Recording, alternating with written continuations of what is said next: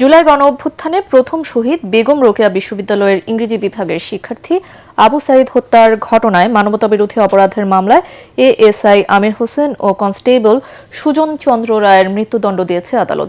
৩ জনকে দেওয়া হয়েছে যাবজ্জীবন কারাদণ্ড। এছাড়াও বেরোবির সাবেক ভিসি হাবিবুর সহ ২৫ জনকে বিভিন্ন মেয়াদে সাজা দেওয়া হয়েছে। রিপোর্ট করছেন মইনুল হাসান। রায় ঘোষণা নির্ধারিত দিনে বেলা ১২টার দিকে আন্তর্জাতিক অপরাধ ট্রাইব্যুনাল ২-এর চেয়ারম্যান বিচারপতি নজরুল ইসলাম চৌধুরীর নেতৃত্বাধীন ৩ সদস্যের বিচারিক প্যানেল আলোচিত এ মামলার রায় দেন। রায়ে এ মামলার অন্যতম আসামি এএসআই আমির হোসেন ও কনস্টেবল সুজন চন্দ্র রায়কে মৃত্যুদণ্ড দেন আদালত। এছাড়াও সাবেক সহকারী পুলিশ কমিশনার আরিফুজ্জামান ও এসআই নয়নের যাবজ্জীবন কারাদণ্ড এবং বেগম রোকেয়া বিশ্ববিদ্যালয়ের সাবেক উপাচার্য হাসিবুরের ১০ বছর ও প্রক্টর শরীফুলের ৫ বছর কারাদণ্ড দেন ট্রাইব্যুনাল। আলোচিত এ মামলায় বেরোবির শিক্ষক শিক্ষার্থী সহ ২৫ জনকে দেয়া হয় বিভিন্ন মেয়াদে সাজা। আসলে জাজমেন্টে আমি দেখি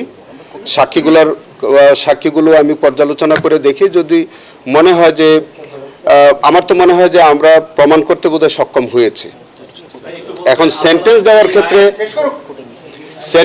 ক্ষেত্রে যেটা কম বেশি হয়েছে আমাদের কাছে মনে হতে পারে, যেটা কম হয়েছে বেশি হয়েছে, সেটা আমাদের এভিডেন্সের কতটুকু এভিডেন্স আমরা দিতে পেরেছিলাম সেটা দেখা সাপেক্ষে আমি মন্তব্য করতে পারবো। তো আমি জাজমেন্টটা পাওয়ার পরে এই বিষয়টা আমি সিদ্ধান্ত নেব। রায়ের তাৎক্ষণিক প্রতিক্রিয়া চিফ প্রসিকিউটর আমিনুল ইসলাম জানান, শহীদ আবু সাঈদ জুলাই আন্দোলনের অন্যতম শহীদ। তিনি নির্মম হত্যাকাণ্ডের শিকার হন, যা দেশ বিদেশের সব মানুষের বিবেককে নাড়া দেয়। আদালতের রায়ে সন্তোষ প্রকাশ করেন তিনি। আলোচিত এ মামলায় ২৫ জন সাক্ষী ট্রাইব্যুনালে সাক্ষ্য দেন। এর মধ্যে বর্তমান সংসদ সদস্য হাসনাত আবদুল্লাহ ও আবু সাঈদের বাবা মকবুল হোসেন সাক্ষী হিসেবে ট্রাইব্যুনালে জবানবন্দি দেন। মামলার বিবরণে জানা যায়, জুলাই বিপ্লবে ২০২৪ সালের ১৬ জুলাই রংপুর নগরীর লালবাগ এলাকা থেকে বিক্ষুব্ধ ছাত্র জনতা বেগম রোকেয়া বিশ্ববিদ্যালয়ের দিকে বিক্ষোভ মিছিল নিয়ে গেলে পুলিশ তাদের বাধা দেয়।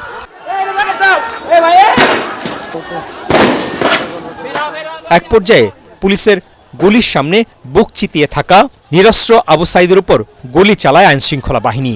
মুহূর্তের মধ্যেই মাটিতে লুটিয়ে পড়েন তিনি। পরে হাসপাতালে নেয়ার পর আবু সাঈদ মারা যান। মর্মান্তিক এই মৃত্যু সাধারণ মানুষের বিবেককে নাড়া দেয়। বিক্ষোভে ফেটে পড়ে ছাত্র জনতা। গত বছরের ২৭ আগস্ট প্রসিকিউশনের সূচনা বক্তব্যের মধ্য দিয়ে এ মামলার আনুষ্ঠানিক বিচার শুরু হয়। ৬ আগস্ট ৩০ আসামির বিরুদ্ধে আনুষ্ঠানিকভাবে অভিযোগ গঠন করে ট্রাইব্যুনাল। পলাতক আসামিদের পক্ষে ২২ জুলাই স্টেট ডিফেন্স আইনজীবী হিসেবে ৪ জনকে নিয়োগ দেওয়া হয়। অভিযোগ আমলে নেওয়া হয় ৩০ জুন। ২৪ জুন চিফ প্রসিকিউটর কার্যালয়ে প্রতিবেদন জমা দেন তদন্ত সংস্থার কর্মকর্তারা। এ মামলায় বেরোবির তৎকালীন ভিসি হাসিবুর রশিদ সহ ৩০ জনকে আসামি করা হয়। এর মধ্যে গ্রেফতার রয়েছেন ৬ জন। তারা হলেন এএসআই আমির হোসেন, বেরোবির সাবেক প্রক্টর শরীফুল ইসলাম, কনস্টেবল সুজন চন্দ্র রায়, ছাত্রলীগ নেতা ইমরান চৌধুরী, রাফিউল হাসান রাসেল ও আনোয়ার পারভেজ। মহানগর এলাকার কিছু নির্দিষ্ট স্কুলে ৩ দিন অনলাইন এবং ৩ দিন শ্রেণীকক্ষে ক্লাস হবে বলে জানিয়েছেন শিক্ষামন্ত্রী আনম এহসানুল হক মিলন। দুপুরে রাজধানীর বিভিন্ন স্কুল, কলেজ ও মাদ্রাসার প্রধানদের সাথে আলোচনা করে তিনি একথা জানান। জ্বালানি সংরক্ষণ এবং যানজট নিরসনে পরীক্ষামূলকভাবে শনি, সোম ও বুধবার স্কুলে গিয়ে ক্লাস এবং রবি, মঙ্গল এবং বৃহস্পতিবার অনলাইনে ক্লাস নেওয়ার সিদ্ধান্তের কথা জানান মন্ত্রী। তবে শিক্ষকরা স্কুলে নিয়ে অনলাইন ক্লাস নেবে বলে জানান তিনি। এর আগে জাতীয় বিশ্ববিদ্যালয়ের এক সেমিনারে শিক্ষামন্ত্রী বলেন, দেশের সকল শিক্ষার্থী এখন থেকে অভিন্ন প্রশ্নপত্রে পরীক্ষা দেবে। মন্ত্রী বলেন, শিক্ষা বোর্ড এবং জাতীয় বিশ্ববিদ্যালয়ের সমন্বয়হীনতার কারণে শিক্ষার্থীদের জীবন থেকে অনেক সময় নষ্ট হচ্ছে।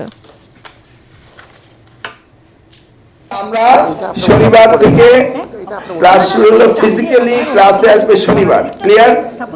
রোববারে ফিজিক্যালি আসবে না, সোমবারে ফিজিক্যালি আসবেন, মঙ্গলবারে আসবেন না, বুধবারে আসবেন, বৃহস্পতিবারে আসবেন না। তার মানে শনি, সোম, বুধ এই 3 দিন স্কুলে আসবে। আর এইভাবে আমরা প্রোগ্রাম শুরু করলাম। সারা দেশেই আমরা যাব, যদি প্রস্তুতি আমরা নিতে পারি। হঠাৎ করে এমন কিছু স্টুপলেট করা যাবে না যে লেখাপড়া ধস নামবে। এই প্রশ্নপত্রের জন্য ফার্স্ট না হয়, এবং আমরা চাই বাংলাদেশের সকল শিক্ষার্থীরা সকলের জন্য একক প্রশ্নে পরীক্ষা দেয়। এই সিলেটের একটা প্রশ্ন, রাজশাহীর একটা প্রশ্ন, ঢাকার একটা প্রশ্ন, it's not fair. Is it fair? It's not fair. Sherpur ৩ আসনের সাধারণ নির্বাচন এবং বগুড়া ৬ আসনের উপনির্বাচনে ভোট গ্রহণ চলছে। সকাল 7:30 থেকে শুরু হওয়া এই ভোট গ্রহণ চলবে বিকেল 4:30 পর্যন্ত। বিএনপি চেয়ারম্যান তারেক রহমান বগুড়া ৬ আসনটি ছেড়ে দেওয়ায় সেখানে উপনির্বাচন হচ্ছে। অন্যদিকে প্রার্থীর মৃত্যুজনিত কারণে স্থগিত হওয়া শেরপুর ৩ আসনে আজ ভোট দিচ্ছেন ভোটাররা। এদিকে শেরপুর ৩ আসনে অনিয়মের অভিযোগ তুলে ভোট বর্জন করেছে জামায়াত। দুপুরে সংবাদ সম্মেলনে দলটির প্রার্থী মাসুদুর রহমান অভিযোগ করেন, নির্বাচনে কারচুপি সহ নানা অনিয়ম হচ্ছে, এ কারণে এ ভোট বর্জন করেছেন তিনি। এর আগে রাজধানীতে দলের কেন্দ্রীয় কার্যালয়ে জরুরি সংবাদ সম্মেলনে জামায়াতের সেক্রেটারি মিয়া গোলাম পরোয়ার দাবি করেন, শেরপুর ৩ ও বগুড়া ৬ আসনের নির্বাচনে কয়েকটি কেন্দ্রে অনিয়ম ও জাল ভোট দেওয়া হচ্ছে। যেসব প্রিজাইডিং অফিসারদের কেন্দ্রে অনিয়ম হয়েছে তাদের আইনের আওতায় আনারও দাবি জানান তিনি। তবে রাজধানীর আগারগাঁওয়ে নির্বাচন কমিশন ভবনে প্রধান নির্বাচন কমিশনার এএমএম নাসির উদ্দিন দাবি করেন, ত্রয়োদশ জাতীয় নির্বাচনের মতোই শেরপুর ৩ ও বগুড়া ৬ আসনে শান্তিপূর্ণ পরিবেশে নির্বাচন অনুষ্ঠিত হয়েছে। 12টা ভোট কেন্দ্র যেখান থেকে জোর করে এজেন্টদেরকে বের করে দেওয়া হয়েছে এবং জাল ভোট দেওয়া হচ্ছে, সিল মেরে। এই যা বললাম সব বিএনপির উদ্দেশ্যে আসলে মূলত সরাসরি বলা হলো, কারণ তারাই সরকারের প্রধান, তাদের নিযুক্ত আমলারাই দায়িত্ব পালন করছেন, তারা সব দেখছেন। এ ব্যাপারে সংসদ এখনো চলছে, সংসদে বসে বসে ওনারা সোশ্যাল মিডিয়ায় দেখতে পাচ্ছেন। আমি মনে করি সরকার প্রধানের এ ব্যাপারে প্রয়োজনীয় নির্দেশনা দেওয়া উচিত, যদি জাতির কাছে তার প্রতিশ্রুতির ব্যাপারে সতর্ক এবং সজাগ থাকতে চান।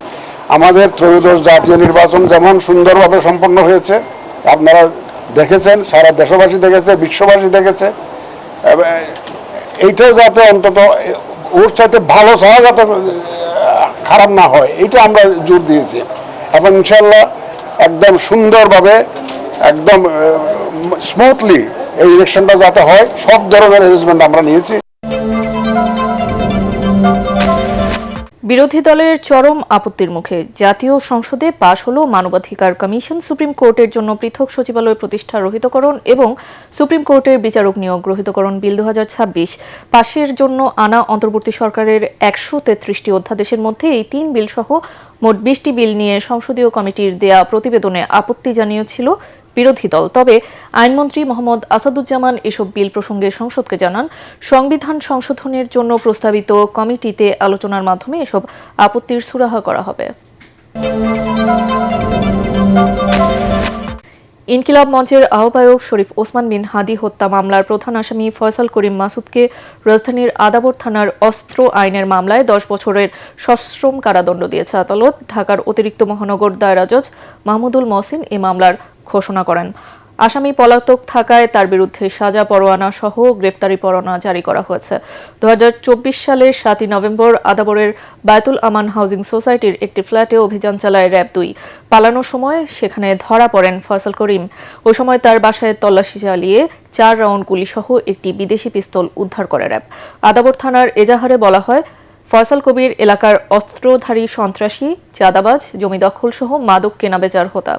উল্লেখ করা যেতে পারে, এই বছরের মার্চে ফয়সাল করিমকে পশ্চিমবঙ্গের বনগাঁও সীমান্ত থেকে গ্রেফতার করে সে দেশের পুলিশ।